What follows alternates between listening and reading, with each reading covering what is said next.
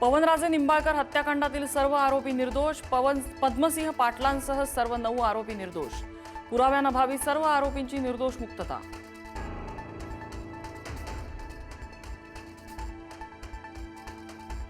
वडिलांच्या निकालावरती ओमराजे निंबाळकरांची निराशा. निकालावर हायकोर्टात जाऊन दाद मागणार.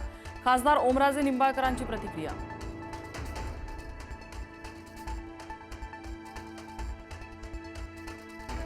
शिंदेंच्या शिवसेनेत जाण्याचा अद्याप निर्णय नाही. मतदारसंघात जाऊन चर्चा करून निर्णय घेईन. पवनराजेंच्या निकालानंतर ओमराजेंचं तळ्यात मळ्यात.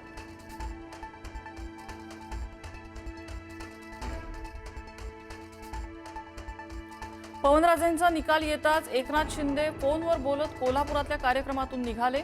निकालासंदर्भात फडणवीस आणि शिंदेंची गृहमंत्री अमित शहांशी चर्चा.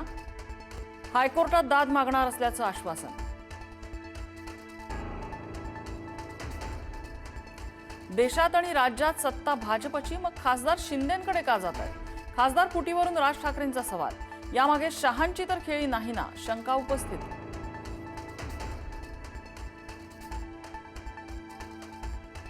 बंडखोर खासदारांचा ऑपरेशन टायगरचा पहिला फोटो समोर. ठाकरेंच्या शिवसेनेतून फुटलेल्या खासदारांचा फोटो समोर. दिल्लीतल्या पंचतारांकित हॉटेलमध्ये झाली ऑपरेशन टायगरची चर्चा.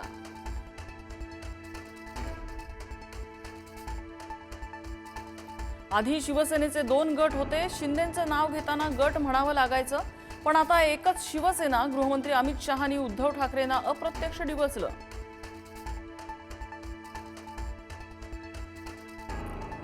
राष्ट्रीय परीक्षा संस्थेचा ढिसाळ कारभार पुन्हा चव्हाट्यावर. नागपूरमधल्या नीटच्या विद्यार्थ्याला दिलं अबुधाबीतलं परीक्षा केंद्र. परीक्षा एका दिवसावर असताना घडलेल्या प्रकारामुळे विद्यार्थी आणि पालक चिंतेत.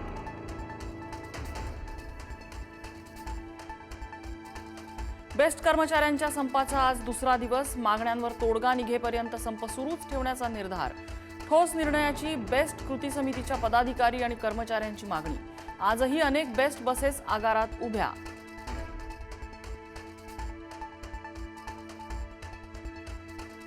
उद्या होणाऱ्या नीट पेपर फेर परीक्षेच्या पार्श्वभूमीवर राज्यात नीट परीक्षा केंद्रावर कडेकोट सुरक्षा व्यवस्था. सीसीटीव्हीच्या माध्यमातून परीक्षा केंद्रावर नजर.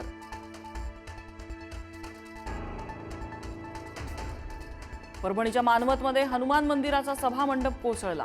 5 जणांचा मृत्यू. ढिगाऱ्याखाली अडकलेल्या 22 ते 23 जणांना बाहेर काढल्याची माहिती. मंडप कोसळण्याचं कारण अद्याप अस्पष्ट.